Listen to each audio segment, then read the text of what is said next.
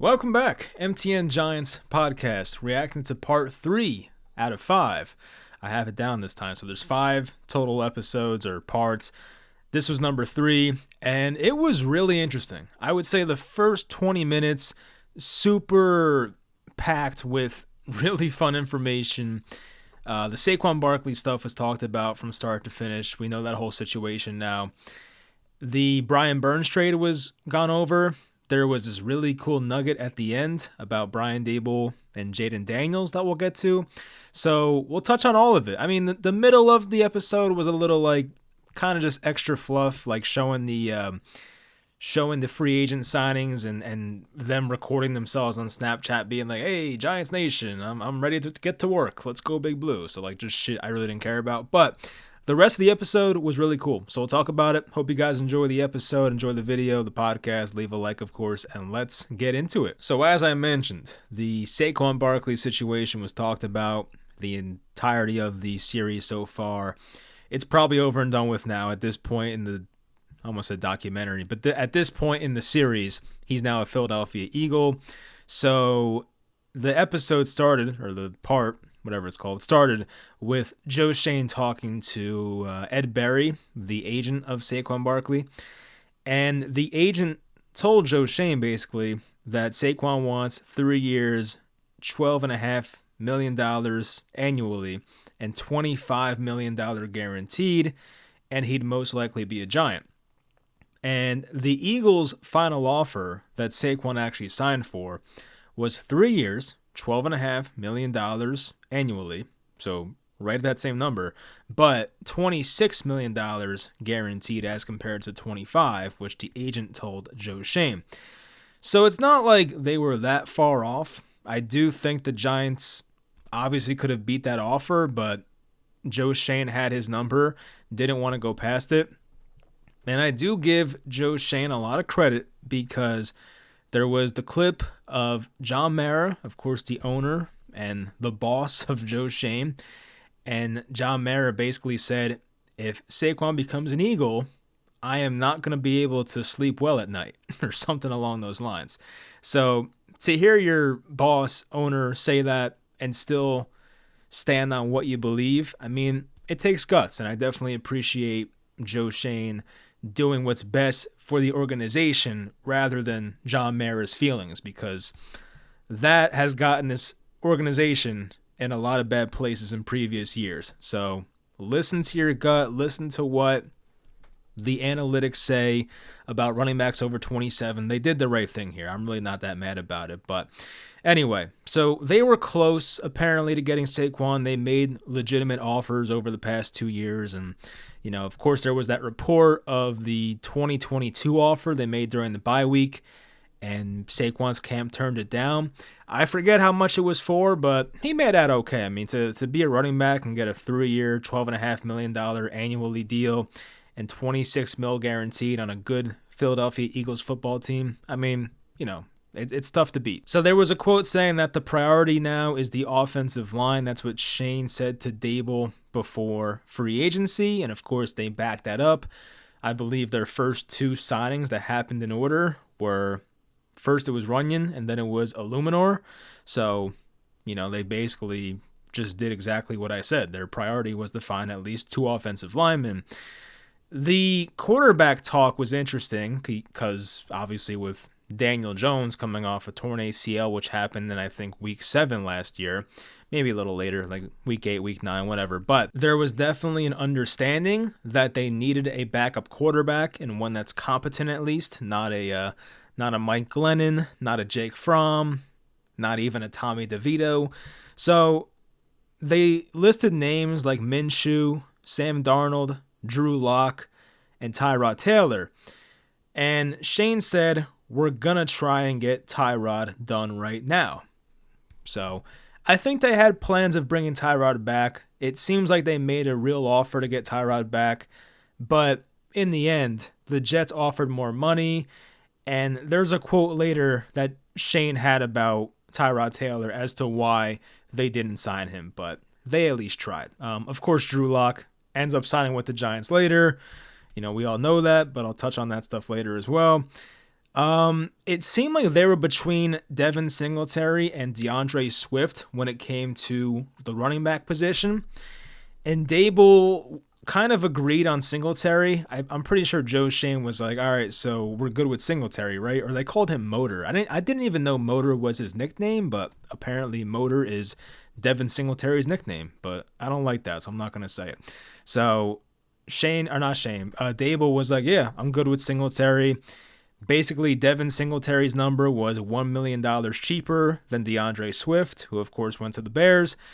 And they both were like, yeah, let's just go get Singletary. So that's what they did. Joe Schoen had a quote saying that we've sent offers to Robert Hunt, Runyon, Illuminor, Singletary, Tyrod, and working on the Brian Burns trade. And they got everybody that I just mentioned outside of Robert Hunt, who went to the Panthers on a very large contract. I want to see what it was exactly. Hunt went to the Panthers on a 5-year, $100 million deal, $44 million guaranteed. Of course, they have the rookie quarterback contract with Bryce Young, but that's an insane amount of money for a guard. So, I don't blame the Giants for not going anywhere near that. I mean, Robert Hunt's a good guard, but, still, that's a lot of money, so don't blame them for that. The Saquon dialogue, the inside news, was also pretty fascinating. Shane was told by one of the guys, one of the scouts, or one of the other front office members, that it was Chicago that was driving up the price for Saquon, and Philly was out, which of course was wrong because Saquon ended up going to Philly. So maybe that was true at the time, but then Chicago got DeAndre Swift, and then they were out of the Saquon Barkley sweepstakes. So maybe that's how it worked out. Maybe at the time it was true, but still, obviously he went to Philly, so they were not out. John Runyon also got an offer from the Jets. It was 2 years, $9 million APY, and $17 million guaranteed. The Giants decided to one-up that and go for 3 years as compared to 2, $30 million, so $10 mil per year, and still the same number of guaranteed money at $17 million. And the guy that came into Shane's office that was kind of in on the Runyon thing was saying that they were using Nathaniel Hackett and Aaron Rodgers because they used to play together in Green Bay. I mean, Hackett didn't play, he's a coach, but they all knew each other. And of course, a lot of Green Bay guys went to the Jets for Aaron Rodgers and whatnot. So they were kind of using that as leverage to drive up the price for the Giants, which they did a good job at because the Giants gave Runyon a lot of money. They went from getting it was still $9 million APY from the Jets, but they got an extra year from the Giants, and they got an extra $1 million annually. So that was a good job by Runyon's agent. They definitely went higher on Jermaine Illuminor than they expected to. It was really cool because they said that the walkaway number for Illuminor was $6 million annually, and they actually ended up paying him $7 million annually. So the number that was once a walkaway number actually got exceeded, but they still got Jermaine Illuminor. So it worked out, but based on what they said, they went past that number. But I still think it's a fine contract, 2 years, $14 million. You can get out of the contract next year if Illuminor is terrible, which I don't think he will be. But if they play him at left guard, which is not his natural position, maybe he will suck next year. You know what I mean? Maybe Evan Neal's great, Illuminor sucks at guard, and the Giants realize by next year, yeah, we don't need this guy. Think about it, because it happens quickly. You think about Mark Lewinsky. When the Giants brought him here, it was like, oh, this guy's is a decent guard, a top 20 guard in the NFL. He's a guy who can hold his own. And by halfway through his first year here, we were like, oh, this guy sucks. You never know. These things can change quickly. So hopefully Illuminor's fine, but I do think he would prefer to play right tackle, and he might not get that chance, depending on how Evan Neal plays and looks in camp and preseason and whatnot. So back to the Saquon stuff. The Giants called Saquon's agent and told him that we're out after hearing Saquon's numbers, and Joe Schoen was asking the agent basically in fear, saying, is this in the division? Because he was worried about Saquon going to the Eagles, which he eventually did. And Schoen was nervous when he asked that, and obviously the Giants did not want Saquon to go to Philly. It seemed like if he went to Chicago or Houston, they wouldn't have loved it, but it would have been a lot better than going to Philly. That was their worst possible fear, and of course it came true. John Mara just said, all right, after he was told that Saquon went to Philly. So John Mara, he walks in all pissed off, and you can tell he has the coffee in hand, and he was just not happy. He made a point that Saquon was the most popular player on the Giants and really didn't want to see him go. I just mentioned that quote before about how he basically said, I would lose some sleep, or he said, I would have a hard time sleeping if Saquon goes to Philadelphia. And as I said, like, it takes guts by Joe Schoen to let him go to Philly. You had your walkaway number. Yes, they exceeded it for Jermaine Illuminor, but they didn't exceed it for Saquon Barkley, which is, fine with me. When they were discussing the Brian Burns possible trade scenario, which they brought up from the first day of free agency, Shane Bowen seemed all in on the idea, saying that he's versatile, dependable, he's just really good at football. Like, he was saying a lot of good things about Brian Burns. So Shane Bowen was on board the entire time about Brian Burns. Shane had a quote about Burns saying, we'll take a shot at Burns, and if the price gets out of hand, we'll just address edge in the draft, which was a fair way to look at it. Obviously, they did not want to spend too much on Brian Burns.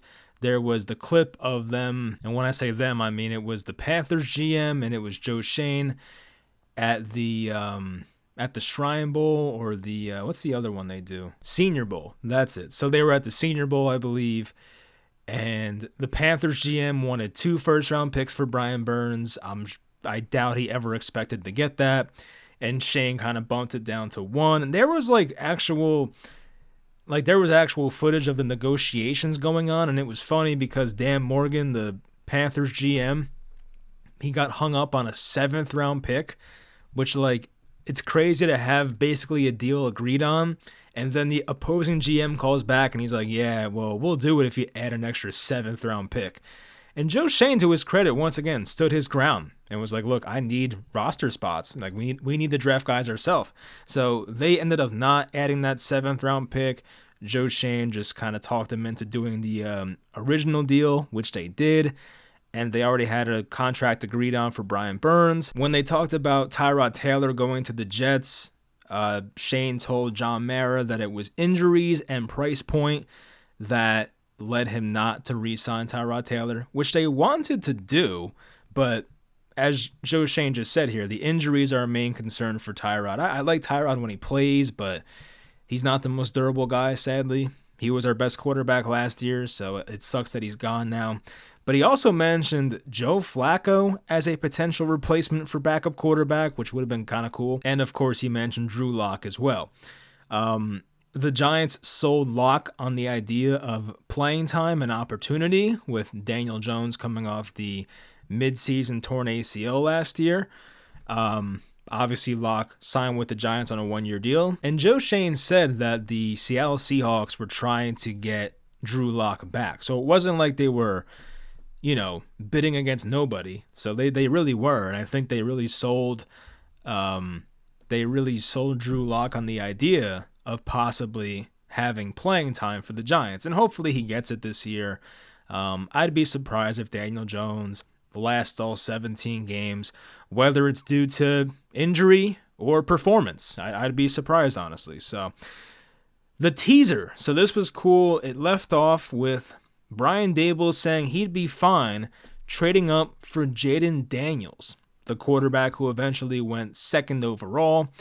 I'm assuming this was before people knew he was going to Washington, because for a while people knew it was going to happen. I mean, I shouldn't say that, because there were those rumors a week before the draft, even probably 5-6 days before the draft, about Jaden Daniels not loving the idea of going to Washington. So I shouldn't have said that. But Daboll apparently was a fan of Daniels based on that one clip, or that one quote, I should say.